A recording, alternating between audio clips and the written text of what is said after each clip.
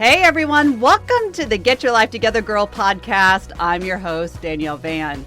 As a cognitive behavioral therapist, life coach to women, and author, I've spent my life studying and learning from the stories that make us human. It's my passion and goal to help you shift your mindset and create a lifelong revolution to help you reach your greatest potential. This week, we continue our journey through different modalities. In doing so, we're turning our attention to a self-directed grounding technique that requires only you, your thoughts, a pen, and a piece of paper. What is it? It's journaling. Now, it's not the type of journaling you see across most social media with endless prompts, recording the day's events, creating a manifestation and intention list, but instead, we're focusing on deep therapeutic journaling, the kind that soothes the soul, unlocks the subconscious, and opens the door to a genuine, non-judgmental conversation with the self. So let's take a one-on-one deep dive and shift our perspectives into how we can change our lives through the power of our own words. The Get Your Life Together Girl podcast starts right now. Let's dive right in because today we're really continuing the conversation of all those tools and techniques, kind of been going through a little mini series, if you will, of different modalities that help serve us. And as you just heard, we're talking about journaling today. But really, what's so important to point out right from the get-go is after years of studying our experiences, our emotions, behaviors, from as far back as my news career days or to now when I'm sitting across from women who are in major life revolutions, to writing, teaching, and facilitating guided meditations, there's one thing that I know with absolute certainty and clarity, and it's this: our personal history, our stories, our legacy, the thing that we're writing in our day-to-day, these experiences, they have incredible therapeutic healing power. The rub is that most of us do not use this power to our advantage. So many of us tell ourselves that, we know ourselves intimately, and there's nothing left to uncover, or we don't need to go back. And we often feel that we understand our experiences because we have lived through them, right? Why do I need to revisit a moment that I've already lived? Then there is this added narrative that's really been driven home by social media, also by personal development books and many unqualified self-help gurus. My fingers are literally air bouncing right now, air quotes, gurus, who keep telling their followers, the past is done. You aren't there anymore. Stop focusing on it. Let it go. Just get over it. # be done. Okay, that's really cute because you show me a person who has had deep trauma or has had really heavy experiences that can just say, well, that's done. Most people don't have that kind of ninja mindset, nor does it serve us. No, we should not be living in our past. No, we are not our past. We cannot dwell there either. But in order to grow, we must examine, learn from, build on top of, and use what we have learned in our past to help us heal and to move forward. That is why we do what we do. That is the essential element of growth. Of course, therapy is an amazing tool to do this work, or working with a life coach, or working with somebody who's qualified. But there is something else that you can use in conjunction with, or even as a starting point, if you don't have access to formal therapy, or you're not quite ready yet. And of course, that goes back to writing. I'm going to hand over a total vulnerability moment because it's not right or even fair of me to ask you to do things or to hand over all these techniques and tools without really identifying how they truly make a big impact. And the biggest impact when it comes to journaling that I've seen other than on clients has been within my own personal life. So again, bear with me, a little vulnerability. In 2016, my life was a disaster. It was a true mess. And in fact, that's not even a real fair assessment.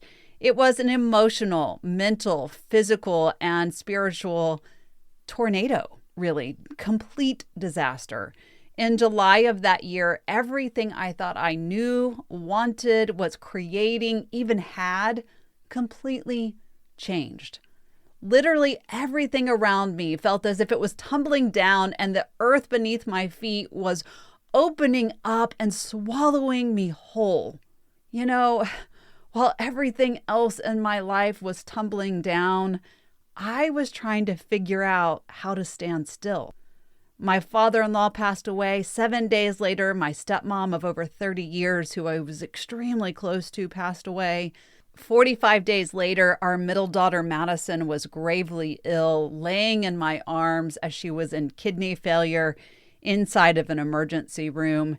And things just felt awful. And yet there was more to the story.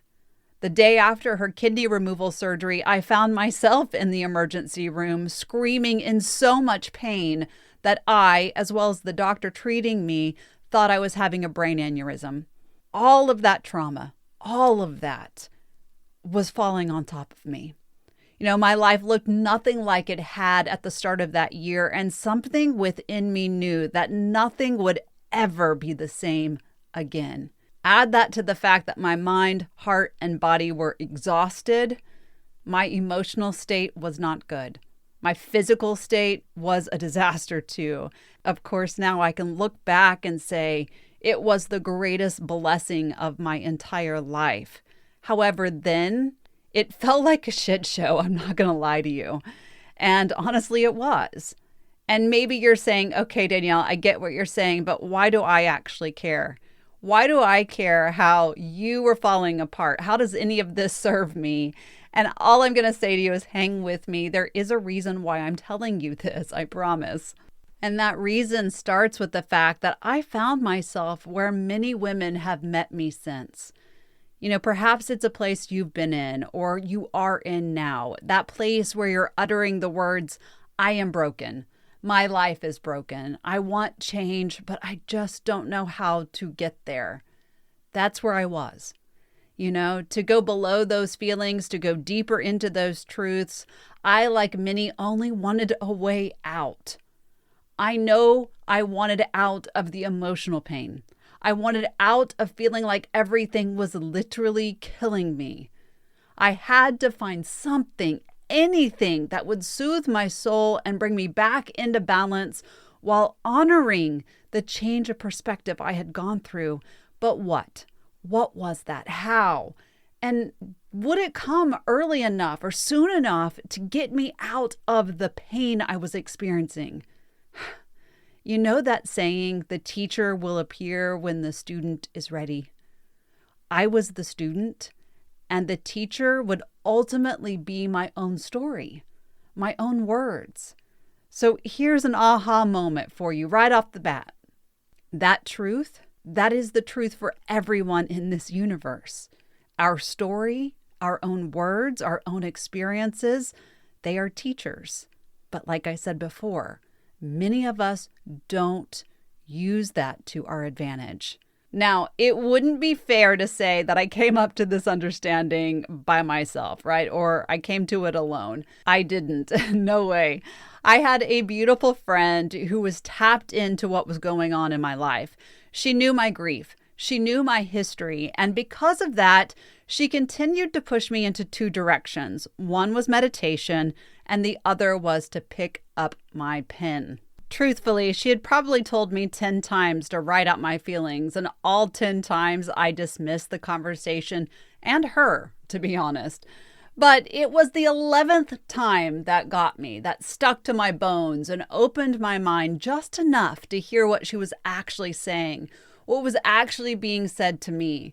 In sheer frustration of yet another conversation, another complaint by yours truly, only seeing the grief and never the lesson, she said words to me that I will never in my lifetime forget, and words that I am deeply and eternally grateful for. She said, "What are you doing?" Just like that. You are literally a writer. I swear to God, I'm going to shake you. Pick up your damn pen and put your thoughts on paper. If you want to help yourself, then help yourself. If you don't, then stop saying you do. And stop complaining too. I'm done. I don't want to listen to it anymore. Damn, right? It was exactly what I needed. Sometimes we need those moments. Sometimes we need that moment of being shaken out of our own way. I sat in those words. I don't remember how long, probably a day or two, but they were the fuel and the fire that I needed to pick up the pen. You know, to pick up the pen was one of the bravest things that I have done for myself at that moment, in that space and time of where I was in my life. Remember how I told you that this was relevant to you too? So what if I said those words to you? What are you even doing? You know, picking up the pen for yourself is one of the bravest things that you can do too. Now, before the weight of all the excuses come between us, please don't say, but I'm not a writer. I don't write like you do. I'm terrible at it. I don't know how to express myself. I don't even know where to get started. I would say, isn't that why we are sharing this moment together?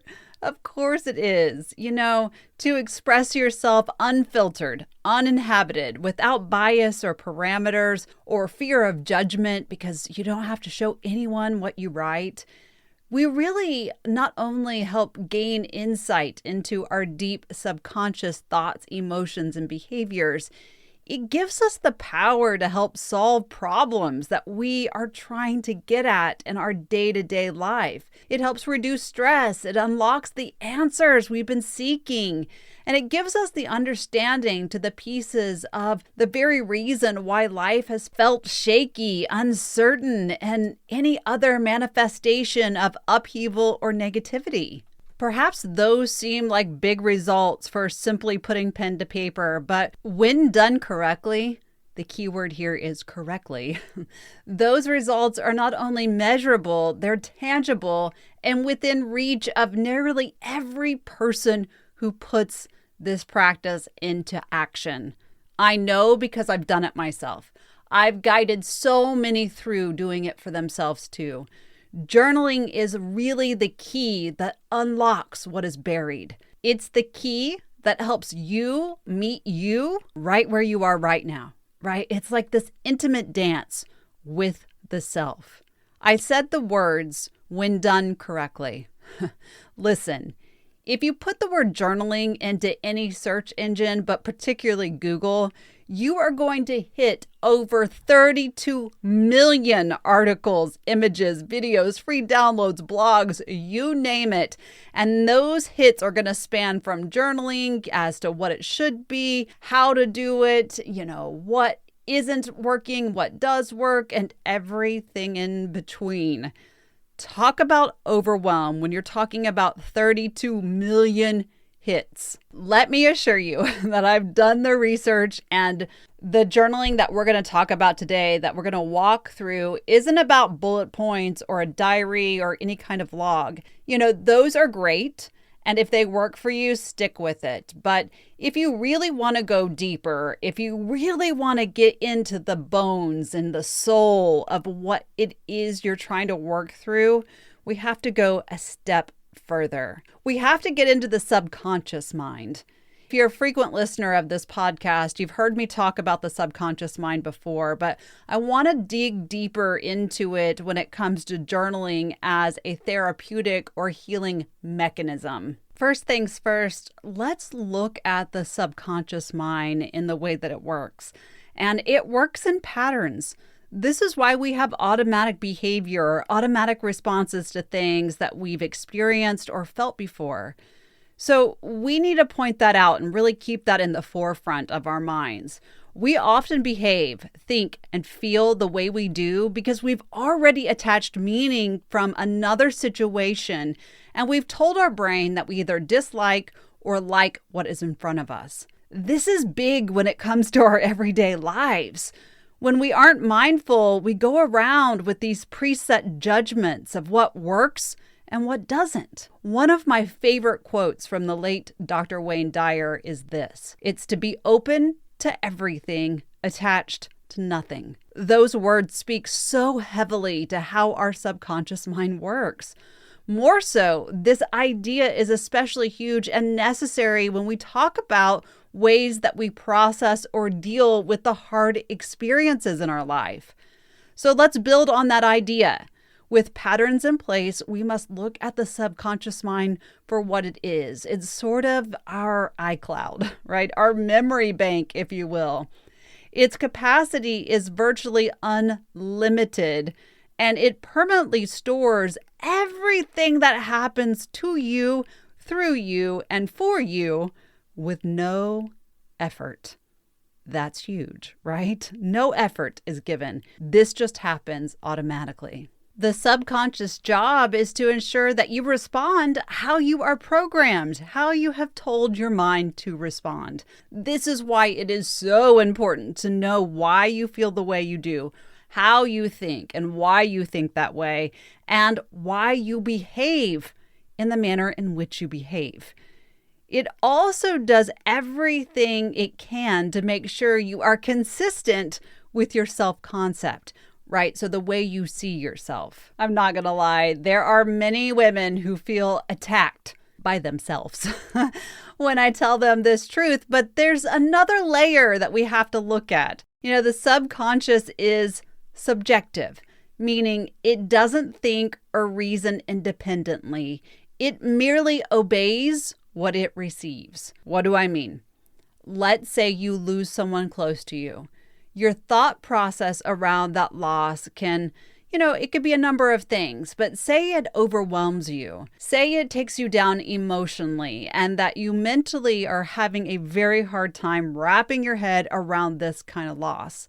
When this occurs, you are telling your subconscious, this is what loss feels like. This is how I will respond the next time. You are literally planting the seed so that the next time that something like this occurs, the subconscious unquestioningly is, a servant. It literally hands over what it already has gone through, what it already knows. This is where habitual thinking and behavior is formed. The comfort zone, when it comes to the mental state, it is the subconscious. It's the preserver of balance, of like energy, of doing what is comfortable, even if it is actually uncomfortable. Now, here's something that many may or may not agree with, but after doing so much work in this area, I feel like it's really greatly underestimated and not fully understood. But our ego, it's like the spokesperson or the voice of our subconscious. The ego is the part of us that helps us express our identity. It helps us express who we are from the inside out. Where are those pieces stored? Right? The subconscious, because that's where our beliefs are patterned. What is wired within our mindset is our truth, whether it is anyone else's truth or not. It is ours. And remember, I didn't say truth as an affirmation or it being affirmed or true in everybody's sense. I'm just saying this is our truth, what we believe. The ego speaks up, right? It speaks for us. It speaks for the subconscious mind. Everyone tends to think that the ego is all about being loud or conceited or narcissistic. But the truth is, every single one of us has an ego. We don't want to live from the ego, but its job is really to encourage the beliefs that the subconscious already holds. It speaks the language of those beliefs through our emotions, our thoughts, every single action we take. Maybe you're saying, okay, great, that's interesting, but exactly how is any of this going to help me in the terms of healing or journaling or anything that we were really coming together to talk about? Well, one, knowledge is power. Understanding that you are the meaning-making machine and everything that you do, think, and feel is huge. It also means that you have access to the subconscious anytime you want. And making changes is as easy as looking for patterns. You have the power to tap into that spokesperson and say, Hey, are you doing me dirty with the language you're speaking? What's up with this? Why are we doing this? Why are we circling in these same patterns? And the best way to do this is to bring awareness to it all. The easiest way to bring awareness? Well, it's to move that awareness from the mind to the paper. When you journal correctly, when you do it intentionally, mindfully, in a non-judgmental way, you dismantle the ego, you disrupt the pattern, and you have the power to rewire a new truth, a truth that works for you instead of against you. How? That's the question, isn't it? How? But before we talk about how to successfully begin this process or level up if it's something you are already doing, there's one rule I'm going to ask. Okay, no, I'm going to beg. I'm going to beg you to adhere to, and it's this. Journal in written form on a page. Please do not use your phone, your computer, or a tablet, or any other electronic device to journal, unless that is the only option, okay? But if you have the power to actually put pen to paper, please do it that way. Here's why. Most people write differently when using the mechanics of writing physically than they do when they are typing. When we are typing, we have the urge to seek perfection. We even go as far to, edit. We start looking for our mistakes. We're watching as Word or any other program that you use puts the red line underneath our writing, and we don't want to do that. When we're writing by hand, it's a lot harder to correct our mistakes unless you're going to scratch the page and start over. When we are therapeutically journaling, we want to do so in a manner that does not have us editing or censoring ourselves in any way or really auto-correcting our thoughts. More so, having a device in our hands lends ourselves into the frame of distraction. 1 minute we'll be in the thick of writing, and the next we are endlessly scrolling social media, going into the black hole of content that is not serving the purpose of the moment. So if we can disconnect, it is so important to do so. When we write by hand, we tap into the brain waves and patterns that we don't get into when we're really using the electronic medium. When we are tapping into the subconscious, we want to tap into the intrusive thoughts, the memory bank. And when we're working with this inner conversation and we're doing so electronically, a lot of times we go into autopilot mode in our brain, and so we can't fully get there. And so we want to make sure that we're not pushing against or avoiding anything because we are not using the correct devices, which is pen, paper. I know it's primitive, but I promise you it works. Ultimately, we really want to allow ourselves to get clarity to whatever it is that we're struggling with or whatever we want to do, to our goals, our intentions. And so to do so, we have to really go to this medium. So now let's talk about the how. How to start and keep a therapeutic journal. First, regardless of what the 32 million articles on the internet says, please know that journaling is as individual as you are. You can go by a structure, right? All of the endless prompts, or you can free-form your way into your best self. It literally doesn't matter because there's no right or wrong way to do this.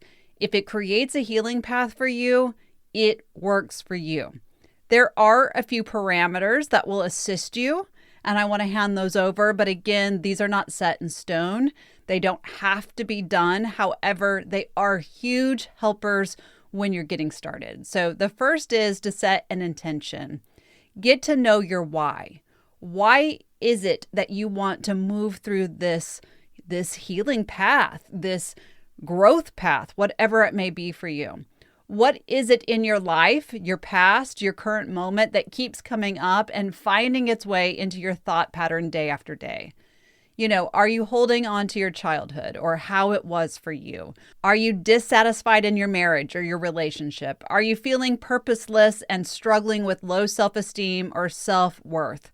You get it. What's happening in the now that needs to be addressed? If you have any amount of discord in your life right now, it really shouldn't be hard to jump from here's what's going on to Here's what I intentionally want to create.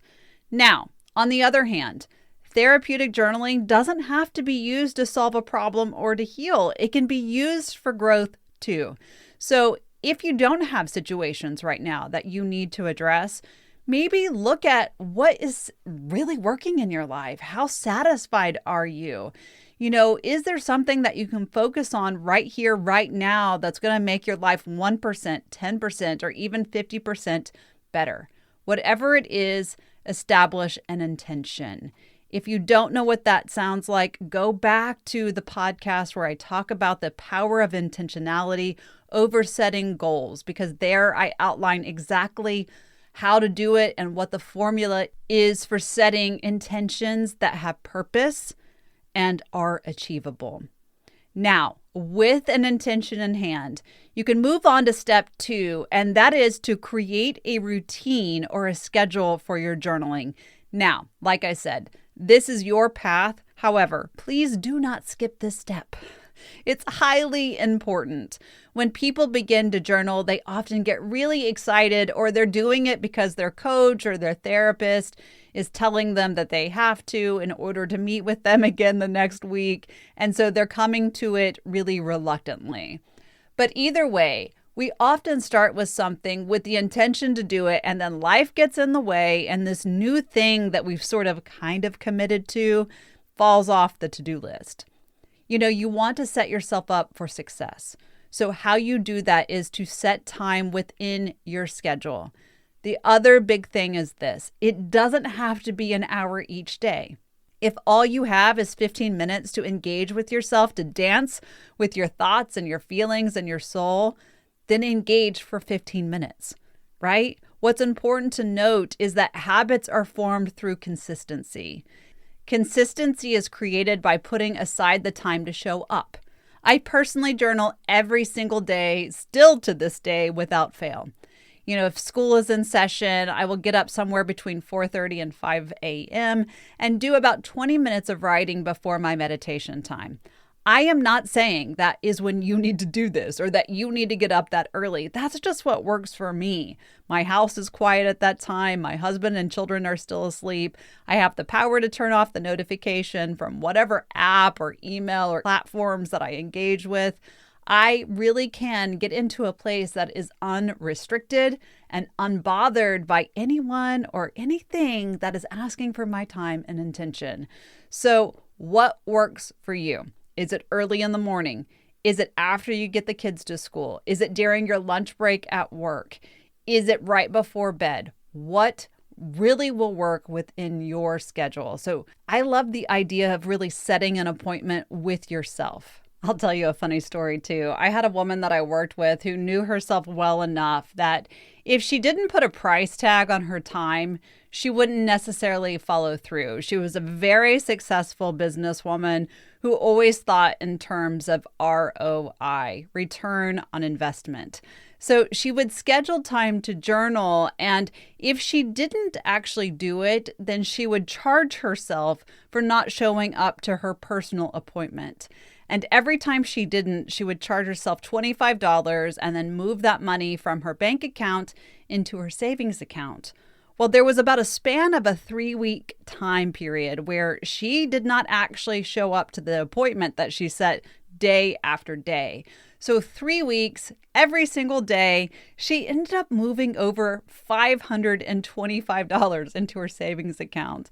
And while money wasn't an issue for her, seeing that amount of money leave her bank account every single day made her show up. It made her come to the page and do the work. So if that's you, maybe that's a suggestion, right? I kind of always laugh when I tell people that, but if it works, it works. So the next thing that you need to do is really find somewhere quiet to write. This is incredibly important if you're one that is a mom or a busy wife or have a high demand career. Try not to journal in the middle of chaos, right? When we're trying to pull chaos forward, the last thing we want to do is create more negative feelings outside of ourselves. So, find the quiet place. Put your phone on Do Not Disturb or, leave it in another room if you want. With those pieces established, now I want you to really not overthink what you will place your thoughts in or on. Journaling does not have to be done in the hardback fancy books with great designs and fancy paper. Literally pick up a spiral notebook. I personally journal in a wide rule composition notebook. I buy them by the case. They end up costing about 88 cents per piece. They last for about a month, maybe half a month, depending on how much journaling I'm doing. But it doesn't need to be an expensive habit. I have women who've shown up for session with spiral notebooks, binders with notebook paper in it, legal tablets. It doesn't actually matter. Do not overthink it. Do not go for perfection. Don't spend your time trying to look for the best, prettiest thing. Put the time and the investment into getting the thoughts into paper. Now, it's time to tap in and go deeper. Of course, this is just an overview. There are literally thousands of ways to tap into the subconscious mind. We're really just skimming the surface here.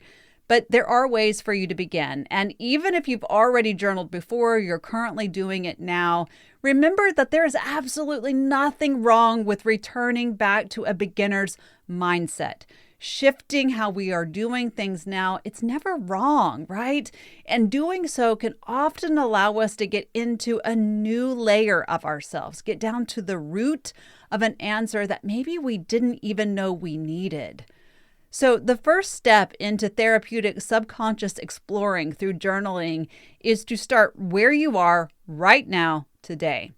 If you've done the intentionality work, you know what you're dealing with, whether it's an emotion that you need to look at or a situation, or you're just wanting to rewire the subconscious for greater growth.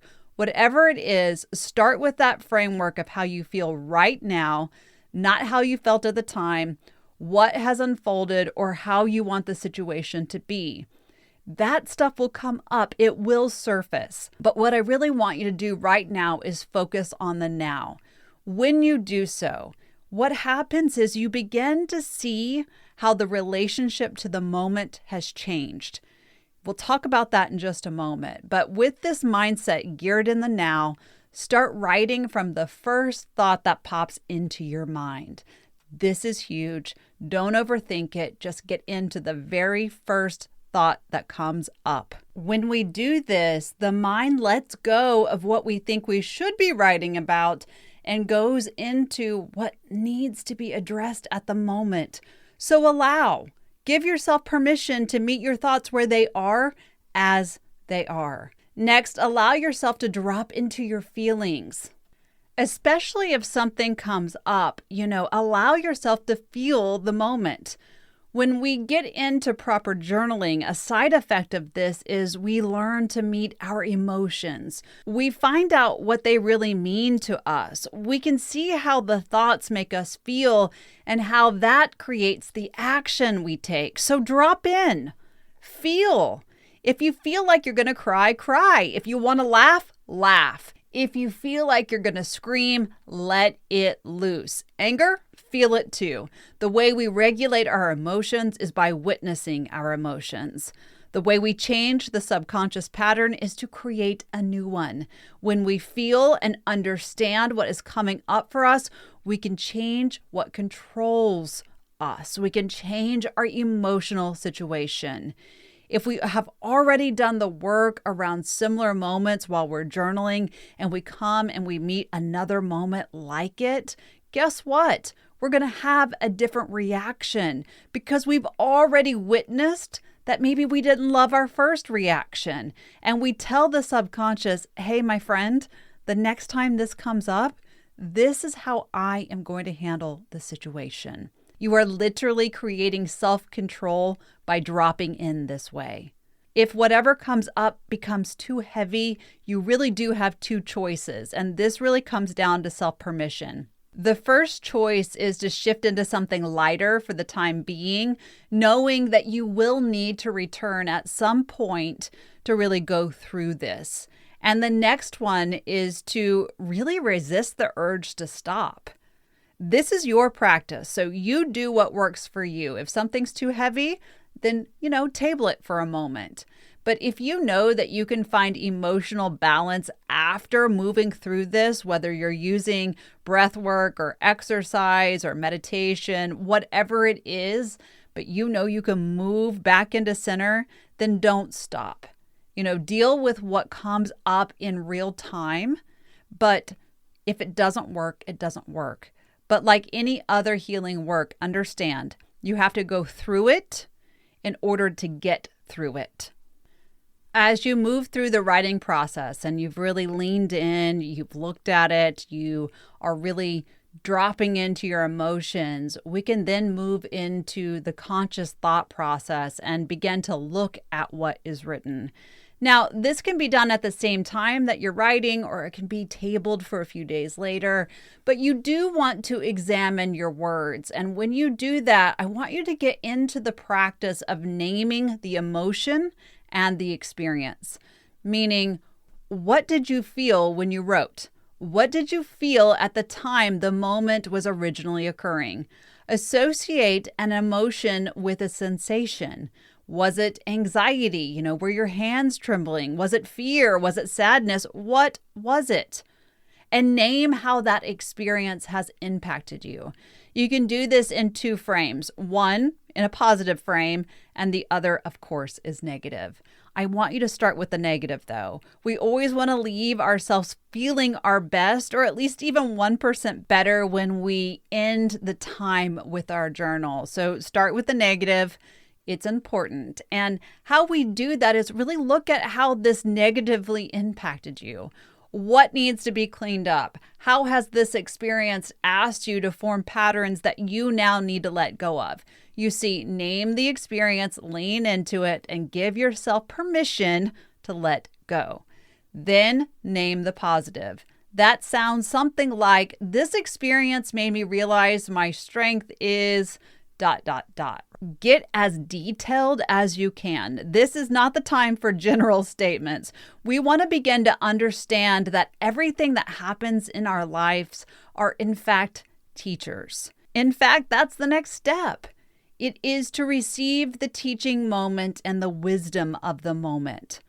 As I said in the beginning, we have to use our experiences to our advantage. Writing them helps us do just that. It offers the insight that helps us get to the root of the trauma, the negativity, the limiting belief, the growth pattern, whatever it is. After you're finished journaling the moment, ask yourself, what is this moment trying to teach me? Listen to the inner conversation you are having with yourself. And from there, you want to give yourself permission to create a plan to let it go. Some find writing a letter to the trauma or to the person who hurt you is a really productive way to move through the release. Some don't write this part, but instead visualize it leaving them, leaving their lives, closing the door on it. Some write about how they're going to use these moments to serve others. Again, whatever is natural is what I want you to lean into. Now, please understand, if you're writing about a major event, something heavy or traumatic, it may take you a few days to process it. It could even take you a few weeks to go through it. But writing it out is incredibly important, so just stick with it. What I have outlined for you is an extended version of a technique called the brain dump. I've mentioned it before in other podcasts. It's my absolute favorite healing tool. So I'm going to include a link to that blog on my website, and it has the exact steps how to perform that. If that's something that you feel like you need as, a step-by-step printout, it's there for you, okay? I also want to offer you a few prompts because even though this seems pretty self-explanatory, there are those of you that will feel like it's just too foreign. It's outside of what really will work for you. And if that's the case, if you need prompts, of course, the internet is filled with them, but you can actually create prompts for yourself. And how you do that is outside of your journaling time, write out 5 to 10 statements that you need to address in your life. So maybe it is that you need to work on forgiveness. So maybe your prompt is something along the lines of, what would it take for me to forgive those I feel have contributed to my sadness within my life? it's really important to look at how that was constructed. It was about you. It wasn't about being upset with the person you feel has contributed to your pain, but it was, how can I forgive? Here's another. What actions in my past do I need to address to allow me to not hold myself back? Again, that's about you. Another one on the positive end would be, what are my 5 top qualities that I love about myself the most? With that, let me offer you a few more techniques that you can help that may not be as fully active as the subconscious writing as far as getting into the quick rewiring of these subconscious patterns, but they do impact the subconscious. So of course they're great. And the first one is called the Springboard Technique. Now, just like subconscious journaling, I'm going to ask that you resist the urge to censor yourself and also the urge to quit. This one is super simple. The springboard here is a word, right? So we're using a single word to help us spring into action. An example of this would be like saying the word heal, putting that on a piece of paper. You write the word heal vertically down the side of your paper, and with each word, you're going to form a new sentence. So let me give you an example off the top of my head. H in healing. Perhaps your sentence is helping myself see the good in life. E, emotionally finding balance with everything I think, feel, and do. A, add more love and joy into my life. L, learning to love myself regardless of how things have been or will be. So it doesn't matter your word, whatever comes to mind, down the vertical side of your paper, creating sentences next to them. When we use this as our springboard, we can actually create longer exercises out of it and really look at how you're going to use those sentences to impact your life. This next technique is something I love, and it's really about having a conversation, a complete dialogue with yourself. Remember how I said journaling is all about meeting you with you. It's you against you. And this really is a way to tell the story in a way that will work for you. It's also a really great way to talk to your inner critic. And here you're just going to write out a conversation with yourself. I'm going to run through one to help you kind of understand. And maybe it starts with, I feel like I keep failing. The conversation back to you, are you failing? In a lot of ways, I am. Well, I guess I need to know what you mean. Well, I haven't given enough time to my spouse or my kids because everything is about work or making sure that I meet everyone else's needs. And I just feel like I can't even keep up. Well, how can you change that? You see, you're really just having a conversation that's written on paper, and you're going to be amazed by what comes up by doing this. Having a unfiltered conversation with the self brings up so much that really is truly amazing. Another tool you can use is the stepping stone tool. Here, we're going to lean into the major milestones of your life. You know, if you've had a lot of trauma or personal doubt, this one helps us see our life from a different angle and aspect. And as you write your stepping stones, you're really reaching for, an individual exercise per each stone. So we're looking at these big moments, our wins, our victories, these things we've overcome, and we're writing them out. Maybe one of the stones is that you hit a goal within your business. One is that you've hit a personal goal that was to do with your personal development. Or maybe it's one that you know that you need to really work towards healing depression. Or maybe you give yourself credit for how you showed up when things were hard. This conversation could really go on for days and days, but on the stepping stones, just write out your major milestones. Use those as your launching pad to have a deeper conversation with yourself. It really does help us get into a new angle of our life. But I want to give you one last one. It's one that I encourage a lot of women that I work with to do. It is a process that is extremely expansive, but I'm going to water it down for you. And it's called the brain map. If you've ever done any type of brainstorming activity, this is it. It's very simple. Take a blank piece of paper and in the middle, create a topic. or a picture if you want, and really get into what it is that you're concentrating on. And from there, you're going to draw a line to write out a subtopic. So let's say you are focused on growth. A subtopic of growth may be getting to a deeper understanding of your emotions. This is essentially a point of the topic in which you want to explore. You can do this until the page is full or until you really run out of things to map. And when you're finished, you really do have a pathway to your growth or your healing or whatever that middle topic was for you, whatever it is you're focusing on.